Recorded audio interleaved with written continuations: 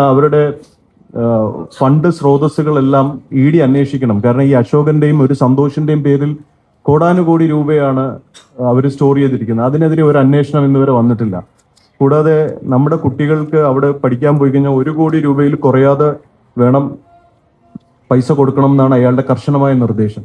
നമ്മുടെ പല PhD കഴിഞ്ഞ പിള്ളേർക്ക് പോലും SN ട്രസ്റ്റിന്റെ SN സ്ഥാപനങ്ങളിലൊന്നും ജോലി കിട്ടുന്നില്ല. അപ്പം നമ്മുടെ യുവാക്കളുടെ ഭാവി, അവർക്ക് എവിടെ പോവും, അവരെന്ത് ചെയ്യും, അവരെങ്ങനെ സർവൈവ് ചെയ്യും, ഇതൊന്നും ഇവർ ചിന്തിക്കുന്നില്ല. എല്ലാം മകന് വേണം, അവർക്ക് വേണം. അപ്പൊ അവരുടെ കുടുംബ സ്വത്തായിട്ട് വെക്കാൻ വേണ്ടിയിട്ടല്ല ഗുരുദേവൻ ഇങ്ങനെ ഒരു പ്രസ്ഥാനം തുടങ്ങിയത്. ഇത് ജനങ്ങളുടെ സ്വത്താണ്. ജനങ്ങളെ, അത് എല്ലാ മതക്കാർക്കും ഉള്ളതാണ്.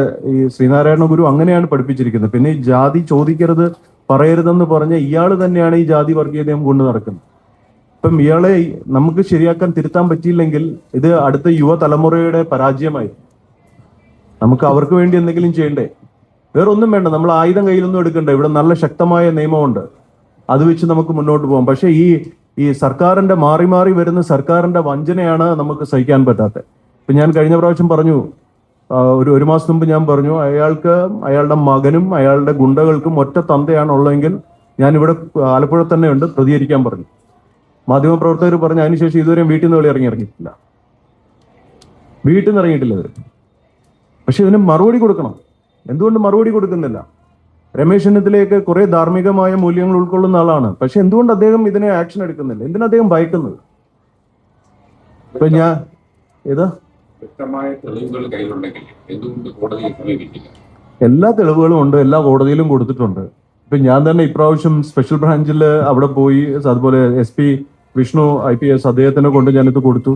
അവിടുത്തെ ഉദ്യോഗസ്ഥർ പറഞ്ഞെന്ന് പറഞ്ഞാൽ ഇതുപോലെ 2 ബിഗ് ഷോപ്പറിൽ നിറയാണ് ഞാൻ തെളിവുകൾ കൊടുത്തത്. ഇതുപോലെ ഒരു തെളിവ് അയാളുടെ ചരിത്രത്തിൽ ആരും കൊടുത്തിട്ടില്ല. പക്ഷെ വെള്ളാപ്പള്ളിയുടെ പ്രശ്നം എന്തെന്ന് വെച്ച് കഴിഞ്ഞാൽ, വെള്ളാപ്പള്ളിക്ക് എഗൻസ്റ്റ് ആയിട്ട് ഒരുമിക്കുന്ന ആൾക്കാരെല്ലാവരും കൂടെ തമ്മിലടിച്ച് മാറും. പ്രത്യേകിച്ച് ഗോകുലം ഗോപാലേട്ടൻ്റെ എന്നൊക്കെ 10-26 കോടി രൂപയാണ് നഷ്ടപ്പെട്ടത്. അപ്പൊ ഇയാളെല്ലാവരെയും പർച്ചേസ് ചെയ്യും. പക്ഷെ നമ്മൾ പർച്ചേസ് ചെയ്യുകയാണെങ്കിൽ പിന്നെ എനിക്ക് നിങ്ങളുടെ മുന്നിൽ വന്ന് ഇങ്ങനെ ഇരിക്കാൻ പറ്റില്ല. അപ്പൊ നമുക്ക് ഒരുമിച്ച് ചെയ്യാൻ പറ്റുന്നത് ചെയ്യണം. ഇപ്പൊ തന്നെ എന്റെ കയ്യിൽ ഒരു പാനൽ, ഒരു 10-32ഓളം അഡ്വക്കേറ്റ്സ് നമ്മുടെ പാനലിൽ തന്നെ ഇയാൾക്ക് എഗൻസ്റ്റ് ആയിട്ട് വർക്ക് ചെയ്യുന്നുണ്ട്. ഈ സർക്കാരിന്റെ പ്രൊട്ടക്ഷന് വിടണമെന്നേ. ഒരു തെളിവടക്കം കൊടുത്താലും അന്വേഷിക്കുന്നില്ലല്ലോ. മകേഷിന്റെ മരണമൊഴി എന്തുകൊണ്ട് മറ്റേ കത്ത് വെച്ചിട്ട് ബാക്കി അന്വേഷണം നടക്കുന്നില്ല? അവിടെയും ഇവര് തന്നെ സ്വാധീനം ചെലുത്തുകയാണ്. അപ്പൊ ഇത് ഇവിടുത്തെ ഭരണാധികാരികളുടെ സപ്പോർട്ട് ഇല്ലാതെ ഇങ്ങനെ നടക്കുമോ? പിന്നെ ഇയാളെ കൊണ്ട് വോട്ട് കിട്ടും, വോട്ട് മറിയും എന്നൊക്കെയാണ് ഇവർ ധരിക്കുന്നത്. ഒരു പഞ്ചായത്ത് മെമ്പർ പോലും ഉണ്ടാക്കാൻ പറ്റാത്തതാണ് BDJS. അത്രയും വലിയ പരാജയമാണ് അവർ. പൊളിറ്റിക്കൽ ഫെയില്യൂർ ആണ്.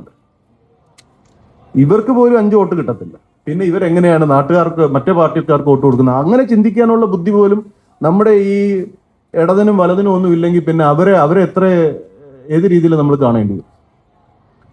അപ്പം നിയമപരമായിട്ട് പോട്ടെ. കാരണം നിയമത്തെ ബഹുമാനിക്കുകയും നിയമത്തെ അനുസരിക്കുകയും ചെയ്ത് മുന്നോട്ട് പോകുന്നതാണ് ഈ രാഷ്ട്രത്തിന്റെ ഒരു പ്രത്യേകത. അതാണ്. നമുക്ക് അങ്ങനെ പോവാം. പക്ഷെ നമ്മൾ ഒരുമിച്ച്, ഗുരുദേവൻ പറഞ്ഞൊരു വാക്കാണ് ഞാൻ സമൂഹത്തിനോട് ആവശ്യപ്പെടുന്നത്: സംഘടിച്ച് ശക്തരാവണം. നമുക്ക് വേറെ ആയുധം ഒന്നും എടുക്കണ്ട. ആയുധം എടുക്കാനാണെങ്കിലും ഇവരെ അല്ലാതെ പണി കൊടുക്കാനാണെങ്കിലും നമ്മുടെ കയ്യിൽ ആവശ്യത്തിലധികം പിള്ളേരുണ്ട്. നമുക്ക് അതല്ല വേണ്ടത്. ഇവരുടെ അതുപോലെ ശാശ്വതികാനന്ദ സ്വാമിയുടെ മരണം, സ്വാമിജിയുടെ സഹോദരി ശാന്ത അമ്മ എന്നോട് ഇപ്പൊ വരുമ്പോഴും വിളിച്ചതേ ഉള്ളൂ. അതും വഴിമുട്ടി നിൽക്കുകയാണ്.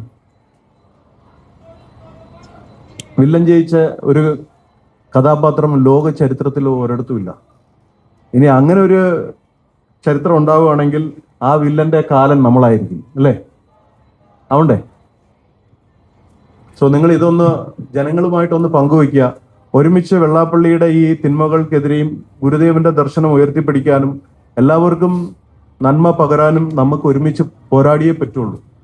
അങ്ങനെയുള്ള മനസ്സുള്ളവരെല്ലാവരും ദയവ് ചെയ്ത് മുന്നോട്ട് വരണം. This my humble request. Thank you all.